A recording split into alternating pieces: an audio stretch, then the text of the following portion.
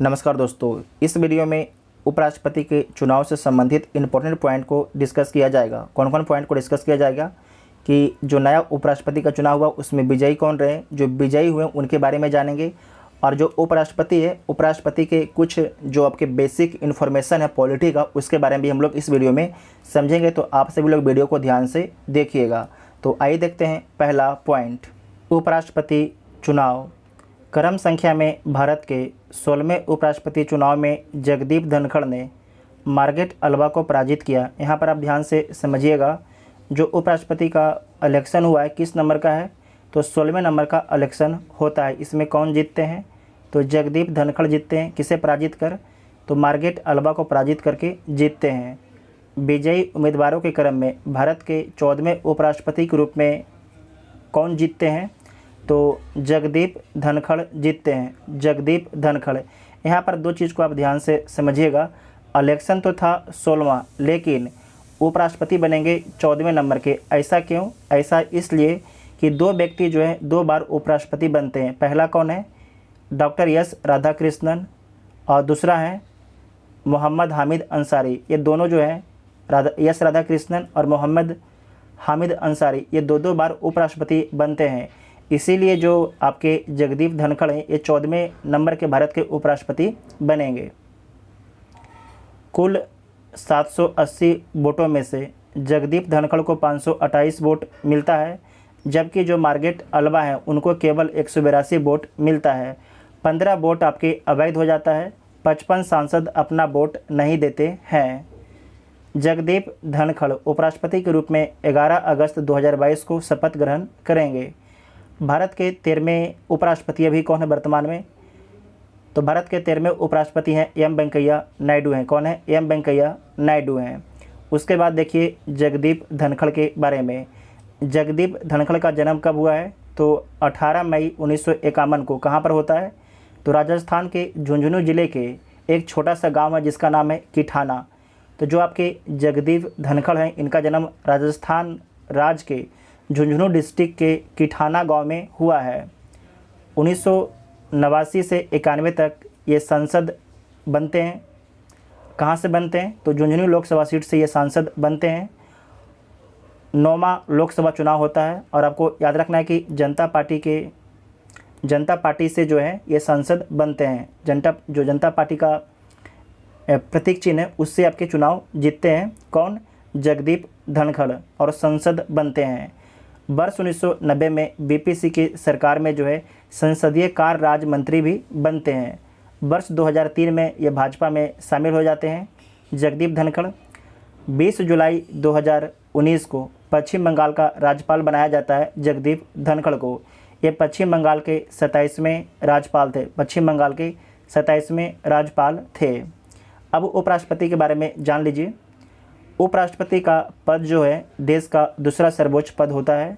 आधिकारिक क्रम में उपराष्ट्रपति का पद जो है राष्ट्रपति के बाद आता है। जो उपराष्ट्रपति है उनका पद अमेरिका के उपराष्ट्रपति की तर्ज पर बनाया गया है। जो भारत का उपराष्ट्रपति का पद है अमेरिका के उपराष्ट्रपति की तर्ज पर बनाया गया है। उपराष्ट्रपति के चुनाव में लोकसभा एवं राज्यसभा के निर्वाचित और मनोनीत दोनों सदस्य आपके भाग लेते हैं। जो उपराष्ट्रपति का चुनाव होता है उसमें लोकसभा राज्यसभा के निर्वाचित और मनोनीत दोनों मेंबर आपके वोटिंग करते हैं। वर्तमान में राज्यसभा में कितना सीट है, तो राज्यसभा में निर्वाचित होते हैं 233, मनोनीत आपके 12 होते हैं। लोकसभा में 543 सदस्य आपके निर्वाचित होते हैं। आपको पता है कि लोकसभा में जो मनोनीत करने का जो कंसेप्ट है उसे समाप्त कर दिया गया है। उपराष्ट्रपति का चुनाव जो है अनुपातिक प्रतिनिधित्व के आधार पर एकल संक्रमणीय मत द्वारा होता है। साथ ही ये भी ध्यान रखना है कि जो उपराष्ट्रपति का चुनाव होता है ये गुप्त मतदान होता है, मतलब गुप्त बैलेट पेपर के द्वारा होता है। किसी को पता नहीं होता कि कौन से सांसद किसको वोट किया है। उपराष्ट्रपति चुनाव में यदि कोई विवाद होता है तो उसका निपटारा किसके द्वारा किया जाता है, तो उसका निपटारा जो है सुप्रीम कोर्ट के द्वारा किया जाता है। उपराष्ट्रपति के चुनाव हेतु किसी व्यक्ति को निम्नलिखित अर्हताएँ पूर्ण करना होता है। अगर कोई व्यक्ति भारत का उपराष्ट्रपति बनना चाहता है तो उसे निम्न अर्हताएँ पूर्ण करना होता है, जैसे कि वह भारत का नागरिक होना चाहिए, वह 35 वर्ष की आयु पूर्ण कर चुका हो, वह राज्यसभा सदस्य बनने के लिए योग्यता रखता हो, वह केंद्र सरकार अथवा राज्य सरकार अथवा किसी स्थानीय प्राधिकरण या किसी अन्य सार्वजनिक प्राधिकरण के अंतर्गत किसी लाभ के पद पर आपके ना हो। अगर कोई लाभ के पद पर होगा तो उपराष्ट्रपति का चुनाव वो नहीं लड़ सकता है, पहले उस पद को छोड़ना होगा, उसके बाद आपके चुनाव लड़ेगा। इसके अतिरिक्त जो है उपराष्ट्रपति के चुनाव के नामांकन के लिए कम से कम 20 आपके प्रस्तावक और 20 आपके अनुमोदक होने चाहिए। नामांकन के लिए कम से कम 20 आपके प्रस्तावक और 20 आपके अनुमोदक होने चाहिए। जो 20-20 होने चाहिए ये कौन होंगे? लोकसभा या राज्यसभा के सांसद ही होंगे, मनोनीत या निर्वाचित। प्रत्येक उम्मीदवार को भारतीय रिजर्व बैंक में जो है 15,000 रुपया जमानत राशि के रूप में जमा करना होता है। ये जमानत राशि क्या होता है? यहाँ पर समझिए कि टोटल अगर मानते हैं कि 100 वोट पड़ता है, टोटल 100 वोट पड़ता है, ठीक है, और इसमें से 10 वोट मानते हैं खराब हो गया तो 90 अच्छा वोट है। तो अच्छा वोट में से जो भी कैंडिडेट को 1/6 वोट नहीं आता है उसे क्या मान लिया जाएगा कि उसका जमानत जब्त हो गया। अगर जमानत जब्त हो जाएगा तो जो 15,000 रुपया है आरबीआई के पास में जमा किया गया था, आरबीआई वापस नहीं देगी, और जिस भी कैंडिडेट का जमानत जब्त नहीं होगा आरबीआई उसे 15,000 रुपया वापस कर देगी। उपराष्ट्रपति को शपथ कौन दिलाते हैं? तो राष्ट्रपति शपथ दिलाते हैं या उनके द्वारा नियुक्त किसी व्यक्ति द्वारा शपथ दिलवाई जाती है। उपराष्ट्रपति जो है संविधान के प्रति सच्ची श्रद्धा और निष्ठा का शपथ लेते हैं। वेरी वेरी इंपॉर्टेंट है। उपराष्ट्रपति जो है संविधान के प्रति सच्ची श्रद्धा और निष्ठा का शपथ लेते हैं। उपराष्ट्रपति अपने पद पर पद ग्रहण करने से लेकर 5 वर्ष तक बने रहते हैं, ठीक है। पद ग्रहण करने के दिन से जो है अगले 5 वर्ष तक अपने पद पर बने रहते हैं। उपराष्ट्रपति को हटाने के लिए औपचारिक महाभियोग की आवश्यकता नहीं होती है। तो कैसे हटाया जाता है? उपराष्ट्रपति को राज्यसभा द्वारा बहुमत से पारित करके विशेष अधिकार द्वारा हटाया जा सकता है, सदन के तत्कालीन समस्त सदस्यों का बहुमत के द्वारा, जबकि लोकसभा की सहमति आवश्यक है। इसका अर्थ यह हुआ कि इस संकल्प राज्यसभा में प्रभावी बहुमत से पारित होना चाहिए, जबकि लोकसभा में आपके समान बहुमत से पारित होना चाहिए। इसे दोबारा देखिए। इसका अर्थ हुआ कि जो संकल्प है राज्यसभा में प्रभावी बहुमत से पारित होना चाहिए, जबकि लोकसभा में जो है समान बहुमत से पारित होना चाहिए। उपराष्ट्रपति को हटाने के लिए जो है संकल्प केवल राज्यसभा में ही प्रस्तुत किया जा सकता है, लोकसभा में प्रस्तुत किया नहीं जा सकता। ध्यान रखिएगा, उपराष्ट्रपति को हटाने के लिए जो है संकल्प केवल राज्यसभा में पेश किया जा सकता है, प्रस्तुत किया जा सकता है, लोकसभा में प्रस्तुत किया नहीं जा सकता है।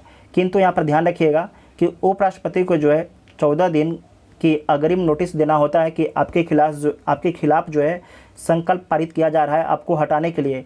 तो जो उपराष्ट्रपति हैं वो आपके अपना पक्ष रख सकते हैं जिस डेट में जो है संकल्प पारित किया जाएगा उस दिन। नेक्स्ट पॉइंट है कि उपराष्ट्रपति अपना पद निम्नलिखित कारणों से छोड़ सकते हैं। तो कौन कौन कारण से छोड़ सकते हैं? उसके 5 वर्षीय पदावधि की समाप्ति पर, अगर 5 वर्ष उनका पूरा हो गया तो अपना पद छोड़ सकते हैं। उनके द्वारा त्यागपत्र देने पर भी पद छोड़ सकते हैं। उन्हें बर्खास्त किया जा सकता है। उनकी मृत्यु होने पर उनका पद खाली हो जाता है। 5 में है अन्यथा। इन सभी कारणों से तो उपराष्ट्रपति को हटाया ही जा सकता है। एक और कारण है कि उदाहरण के लिए यदि वह पद ग्रहण करने के अयोग्य हो अथवा उनका निर्वाचन ही अवैध घोषित हो गया तो उन्हें पद छोड़ना पड़ेगा। लेकिन एक बात तो यहाँ पर ध्यान से याद रखिएगा कि अगर मान लिए कि उपराष्ट्रपति बने 6 महीना हो गया तो 6 महीना में तो जो उपराष्ट्रपति बहुत से काम किए होंगे, तो आपको ध्यान रखना है कि जो काम किए वो काम आपके अवैध नहीं होगा, वो काम आपके अवैध नहीं होगा, निर्वाचन अवैध होगा। जो उनके द्वारा काम किया गया था काम अवैध नहीं होगा, निर्वाचन अवैध होगा। जो व्यक्ति काम किए थे वो व्यक्ति को सिर्फ हटा दिया जाएगा उपराष्ट्रपति के पोस्ट पर से, ठीक है, इतना ध्यान में रखिएगा। उसके बाद है कि उपराष्ट्रपति जो है राज्यसभा के पदेन सभापति के रूप में काम करते हैं, और जो उपराष्ट्रपति हैं इनको वेतन भत्ता किस लिए दिया जाता है? तो जो उपराष्ट्रपति हैं इनको वेतन भत्ता जो है राज्यसभा की अध्यक्षता करने के लिए दिया जाता है। उपराष्ट्रपति को वेतन भत्ता जो है राज्यसभा की अध्यक्षता करने के लिए दिया जाता है।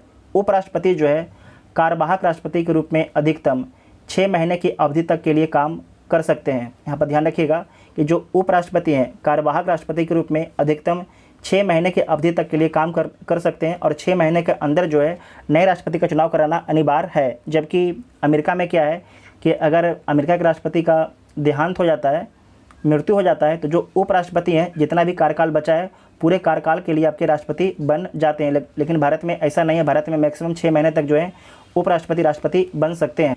नेक्स्ट पॉइंट है कि अगर उपराष्ट्रपति जो है राष्ट्रपति के रूप में काम करेंगे, तो यहाँ पर ध्यान रखिएगा उपराष्ट्रपति जो है किसकी अध्यक्षता करते थे, राज्यसभा की।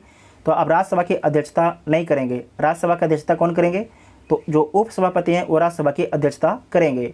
और जो उपराष्ट्रपति थे अब तो राष्ट्रपति बन गए हैं, तो इनको वेतन भत्ता किसका मिलेगा, तो राष्ट्रपति का वेतन भत्ता इनको दिया जाएगा। ठीक है, जिस भी पोस्ट पर रहेंगे उस पोस्ट का वेतन भत्ता दिया जाएगा। उपराष्ट्रपति का चुनाव कौन कराता है, तो भारत के चुनाव आयोग के द्वारा कराया जाता है। भारत के प्रथम उपराष्ट्रपति कौन है, तो डॉक्टर एस राधा कृष्णन थे, डॉक्टर एस राधा कृष्णन थे। उपराष्ट्रपति से संबंधित अनुच्छेद के बारे में देखिए, यहाँ से हर एग्ज़ाम में एक क्वेश्चन पूछा जाता है। अनुच्छेद 63 में क्या लिखा गया है, तो भारत के उपराष्ट्रपति अनुच्छेद 63 के अनुसार भारत का एक उपराष्ट्रपति होगा। अनुच्छेद 64 जो उपराष्ट्रपति होंगे वो राज्यसभा के सभापति होंगे। अनुच्छेद 65 उपराष्ट्रपति का आकस्मिक रिक्तियों अथवा राष्ट्रपति की अनुपस्थिति में राष्ट्रपति की कृतियों का निर्वहन। अनुच्छेद 66 उपराष्ट्रपति का चुनाव, कौन कौन लोग भाग लेते हैं, लोकसभा राज्यसभा के निर्वाचित और मनोनीत मेंबर। अनुच्छेद 67 अनुच्छेद 67 ठीक है, नीचे ये क्या हो गया, अनुच्छेद 67 ठीक है, ये हाथ में पसीना आ गया इस कारण लिखा रहा है। अनुच्छेद 67 में क्या है, उपराष्ट्रपति का कार्यकाल, उपराष्ट्रपति का कार्यकाल शपथ ग्रहण से 5 वर्ष का होता है। अनुच्छेद 68 उपराष्ट्रपति कार्यालय की रिक्तियों की पूर्ति के लिए चुनाव का समय निर्धारित तथा आकस्मिक रिक्तियों की पूर्ति के लिए चुने गए व्यक्तियों का कार्यकाल। अनुच्छेद 69 ये क्या होता है, उपराष्ट्रपति द्वारा शपथ ग्रहण। अनुच्छेद 70 अन्य आकस्मिकताओं में राष्ट्रपति की कृतियों का निर्वहन। अनुच्छेद 71 उपराष्ट्रपति के चुनाव संबंधी अथवा उनसे जुड़े मामले। ठीक है, अगर कोई विवाद होता है तो अंतिम निर्णय कौन करता है, उपराष्ट्रपति। अगर उपराष्ट्रपति के चुनाव में कोई विवाद हो जाता है तो उसका अंतिम निर्णय जो है सुप्रीम कोर्ट करता है। ठीक है, तो उपराष्ट्रपति से संबंधित सारे पॉइंट को डिस्कस कर लिया गया है। आपको वीडियो कैसा लगा आप लोग कमेंट करके ज़रूर बताइएगा। Thank you.